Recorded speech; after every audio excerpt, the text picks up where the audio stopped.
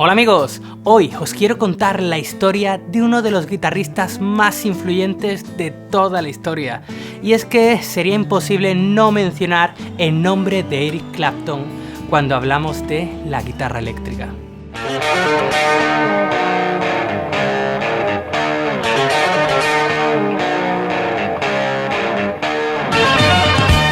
Una leyenda de las 6 cuerdas y probablemente el guitarrista más influyente de la historia.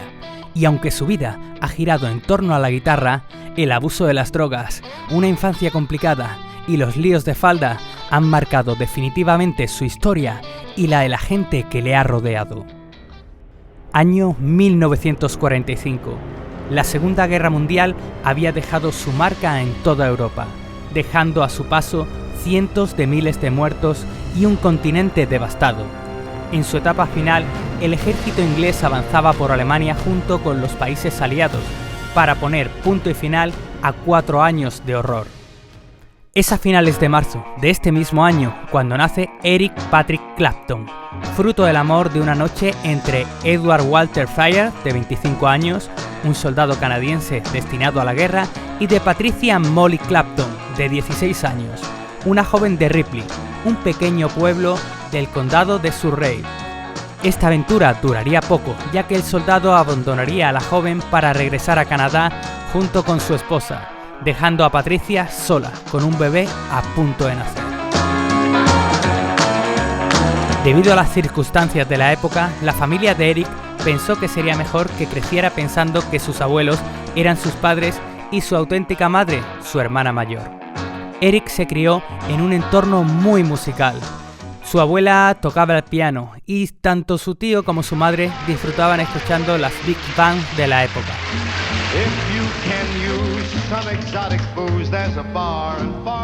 Su madre le contó en una ocasión que su padre era un músico de mucho talento. Pudiera parecer que esto estaba predestinado.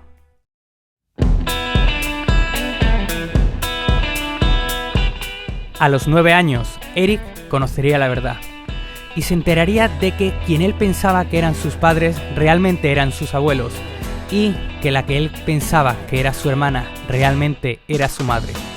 Esto provocó en él una gran frustración y cambió su conducta radicalmente. Clapton creció siendo un niño callado, solitario y, en sus propias palabras, un niño malo.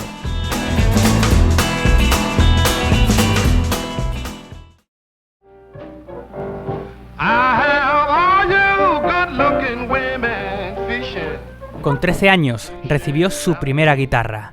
Todo un momento histórico.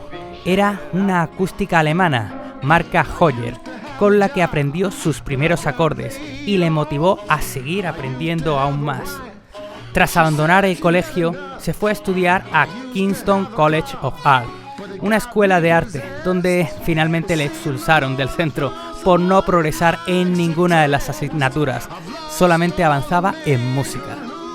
Desde luego, la excelencia académica no fue uno de sus puntos fuertes. Por esta época, Clapton comenzó a frecuentar la zona de Richmond, en Londres, y a los 17 años se unió a su primera banda, The Roosters, en la que permaneció desde enero hasta agosto del 63.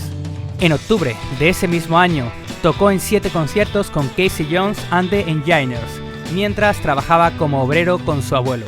Y fue en ese momento cuando decidió dedicarse por completo al mundo de la música de manera definitiva. Keith Relf, vocalista de The Yardbirds, que había estudiado con Clapton, le ofreció la oportunidad de unirse a la banda para sustituir a Anthony Topham. Fue en esa formación donde se ganó su famoso apodo Slow Hand, que es mano lenta, apodo que daría nombre a su disco más exitoso. Casi todo el mundo considera que Slow Hand deriva de la técnica a la hora de tocar la guitarra del maestro Clapton, pero nada más lejos de la realidad, ya que no es precisamente lento. La razón de dicho apodo es algo mucho más curioso. Clapton siempre ha llevado cuerdas muy finas para la guitarra, por lo que era bastante común que rompiese alguna durante los conciertos, algo que a él no le preocupaba demasiado, ya que en medio del concierto se ponía a cambiarla, pero no lo hacía precisamente rápido, sino que se tomaba su tiempo.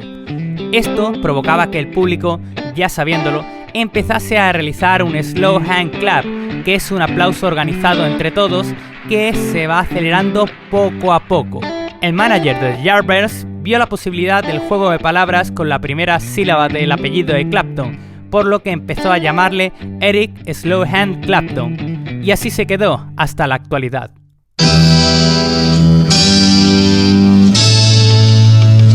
Durante los 18 meses que Clapton estuvo en las filas de The Yardbirds, adquirió gran fama en toda la escena británica, gracias a su personal estilo, derivado de influencias como Buddy Guy, Freddie King o B.B. King.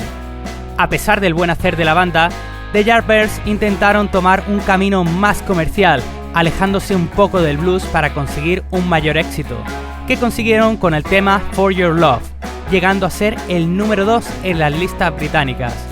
Pero sin embargo, este nuevo rumbo detonó la salida de Clapton de la banda, ya que él se encontraba comprometido con el blues y era lo que realmente le gustaba. Otras dos grandes leyendas del rock entrarían a sustituir a Eric. Hablamos de Jeff Beck y Jimmy Page, casi nada, pero eso es otra historia y debe ser contada en otro momento. Tras su marcha de los Yardbirds, Clapton se unió a John Mayall and the Blues Breakers en abril de 1965. Fue en esa etapa cuando Eric se ganó el reconocimiento mundial por su ejecución en el álbum Blues Breakers with Eric Clapton, pero abandona el proyecto en 1966 para formar junto con Jack Bruce y Ginger Baker el que sea probablemente el primer supergrupo de la historia del rock, Cream. En esta formación, Eric comenzó a desarrollarse como cantante y compositor, algo que no había hecho hasta el momento, y que compaginó junto con Jack Bruce, el bajista y cantante de Cream. Fue tanto la idolatría que Clapton inspiraba entre sus fans, que uno de ellos escribió en las paredes de una estación de Londres la famosa frase inmortalizada: Clapton es Dios.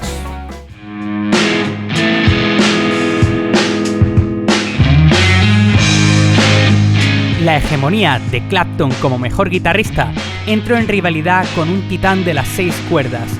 Hablamos nada más y nada menos que de Jimi Hendrix, que llegó a Gran Bretaña en 1966 para cambiarlo todo, tocando la guitarra eléctrica como nadie lo había hecho hasta entonces. Existe una famosa anécdota del día que Hendrix y Clapton se conocieron. Jimi acababa de llegar a la ciudad y deseaba conocer a Cream, que en aquel momento se consideraba el mejor grupo del mundo. Al final del concierto, la banda invitó a Jimi Hendrix a subirse al escenario con ellos a improvisar, y ahí todo cambió. Hendrix estaba a años luz. Se cuenta que Clapton acabó llorando. Esto fue sin duda un duro golpe para él. No esperaba ser destronado por un desconocido. Ese día, la gente dijo que Hendrix había matado a Dios, en referencia al famoso graffiti. Jimi comenzó a tocar en aquella escena local, provocando la afluencia de grandes artistas de Inglaterra, que asistían con gran expectación a sus conciertos, entre ellos Clapton, Pete Townshend, The Rolling Stones o incluso The Beatles. Recuerda que en nuestra web guitarraviva.com tienes gran cantidad de tutoriales, canciones y cursos para que puedas aprender a tocar la guitarra como siempre deseaste. Recuerda www.guitarraviva.com. El gran choque de egos que suponía la formación de Cream terminó en 1968 con la disolución de la banda y con la publicación de su último disco, Goodbye. La mala relación entre Jack Bruce y Ginger Baker, sumado a la adulación constante a la que Clapton estaba expuesto, animó a Eric a probar suerte en otras formaciones, como fueron Blind Faith o Delaney and Bonnie and Friends, e incluso con su primer disco en solitario, en el que colaboraron artistas de la talla de Billy Preston, George Harrison o Ringo Starr. Es durante esa época cuando se formaría una gran y controvertida amistad entre Eric Clapton y el guitarrista de los Beatles, George Harrison, que duraría durante las siguientes décadas. Eric conoció a George durante un concierto en que los Yardbirds coincidieron con los Beatles, en London Palladium. Desde entonces, la buena amistad forjada entre ambos daría como fruto la colaboración mutua en los proyectos de ambos artistas, como por ejemplo en el tema While My Guitar Gentle Weeps, en el que Eric Clapton hace el solo de guitarra.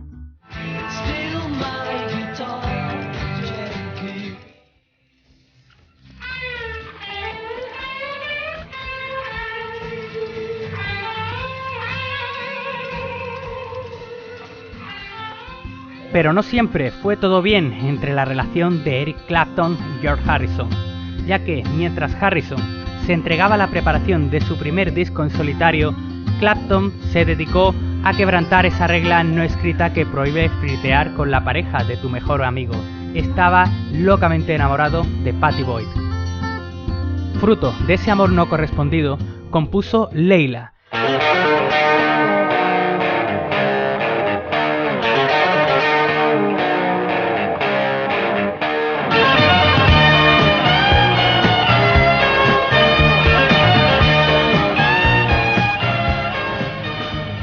canción que habla sobre el amor imposible entre Eric y Pattie, y que grabó junto a su grupo Derek and the Dominos. A pesar de este lío de faldas, Harrison y Clapton siguieron manteniendo una excelente relación entre ellos, demostrando que ninguna mujer que se pusiera por medio podía romper los lazos de amistad de una relación tan sólida.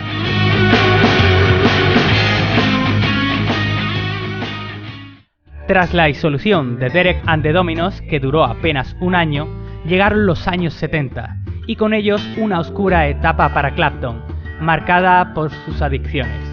Se recluyó en su residencia en Surrey, donde se entregó a la heroína, dejando de lado su carrera, solo interrumpida para su aparición en el concierto por Bangladesh en agosto de 1971, donde cuentan que se desmayó en el escenario, fue reanimado y siguió tocando.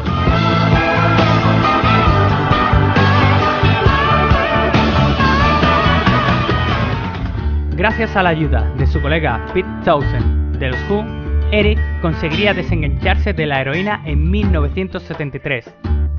Clapton le devolvería el favor en 1975, apareciendo en la ópera rock de los Who, Tommy, interpretando el tema Eyesight to the Blind.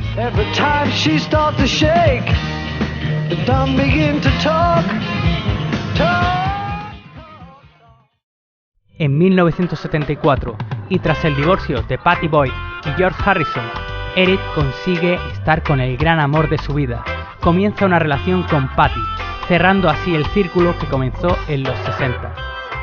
A su vez, consigue su primer número 1 en Estados Unidos, versionando un tema de Bob Marley, I Shoot the Sheriff.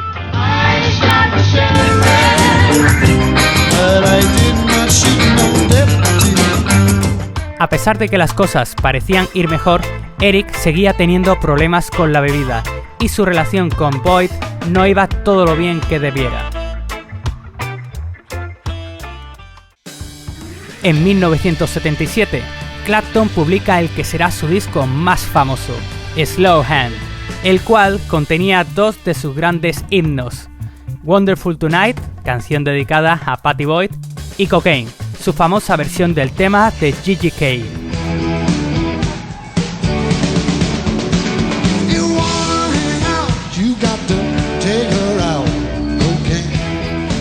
Con la llegada de los 80, empieza a trabajar con una nueva banda, liderada por el mítico guitarrista Albert Lee, que aporta un nuevo aire a la música de Clapton. Sin embargo, es una época marcada por álbumes sin repercusión, largas giras y su ya en ese momento grave adicción al alcohol, por la que incluso llega a caer inconsciente varias veces, quedando cerca de la muerte. ¿Qué, Eric? ¿El último whiskazo? En 1984, a pesar de su matrimonio con Pattie, las cosas no iban para nada bien. Los problemas de fertilidad de Boyd estaban pasando factura al matrimonio, y Eric comenzó una relación con Yvonne Kelly, con la que tendría a su hija Ruth. Ni Clapton ni Kelly dieron a conocer el nacimiento de su hija. Así pues, Pattie Boyd, de la cual se divorció en 1989, no supo nada de la existencia de la niña hasta 1991, cosa que la indignó bastante.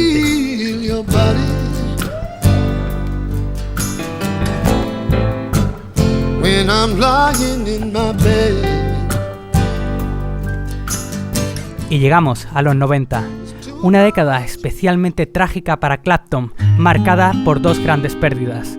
La primera, la de su amigo y guitarrista Stevie Ray Vaughan.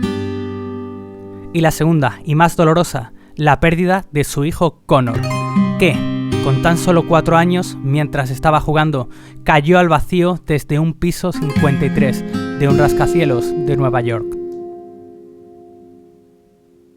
A pesar de este traumático suceso, Eric consiguió transformar todo ese dolor en una delicada canción, ganadora de un Grammy, Tears in Heaven.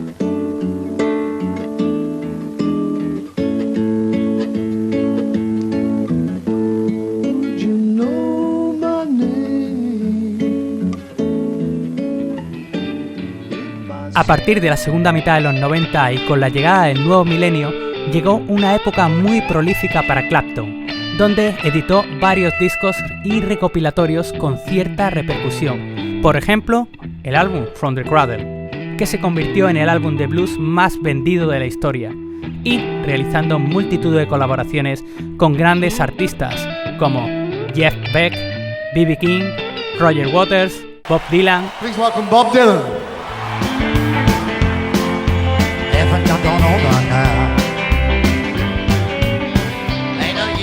En 2016, el guitarrista anunció que sufría neuropatía periférica, una enfermedad que produce dolores musculares continuos y descargas eléctricas en las extremidades. Es difícil seguir tocando la guitarra lidiando con estas cosas.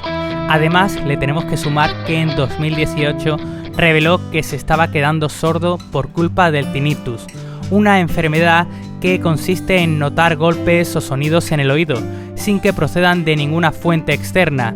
Esta enfermedad la sufren muchos músicos que han estado expuestos a mucho volumen durante muchos conciertos. Es triste que Eric Clapton tenga que jubilarse de esta manera forzada, pero al menos nos deja un gran legado musical.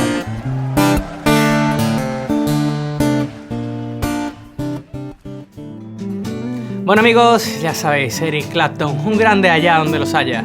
Espero que os haya gustado este vídeo, ya sabéis, si es así, dadle mano arriba y nos vemos en el próximo o en Guitarra Viva. ¡Hasta luego!